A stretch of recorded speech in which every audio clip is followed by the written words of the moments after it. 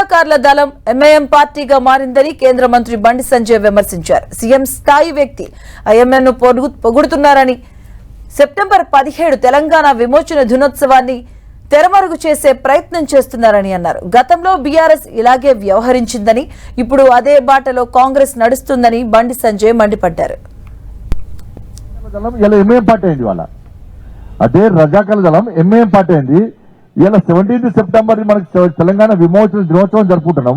ఇటువంటి తరుణంలో ఎంఐఎం పార్టీని ఒక ముఖ్యమంత్రి స్థాయి వ్యక్తి పోవడము, ఇది ఏం సంకేతాలు ఇస్తున్నారు అంటే 17 సెప్టెంబర్ తెరమరుగు చేయడానికి, 17 సెప్టెంబర్ ప్రాధాన్యతను తగ్గించడానికి వాళ్ళ కేంద్ర ప్రభుత్వం నరేంద్ర మోడీ గారి ప్రభుత్వం 17 సెప్టెంబర్ ఘనంగా నిర్వహిస్తుంది కాబట్టి, పరేడ్ జరుగుతుంది కాబట్టి దాని ప్రాధాన్యత తగ్గించడానికి ఇలా తెలంగాణ విమోచన దినోత్సవాన్ని అవాస్పాలు చేయడానికి ఇలా కాంగ్రెస్ పార్టీ, గతంలో బీఆర్ఎస్ పార్టీ చేసింది, ఇలా కాంగ్రెస్ పార్టీ చేసింది. ఎంఐఎం పార్టీ రజాకార్ల పార్టీ.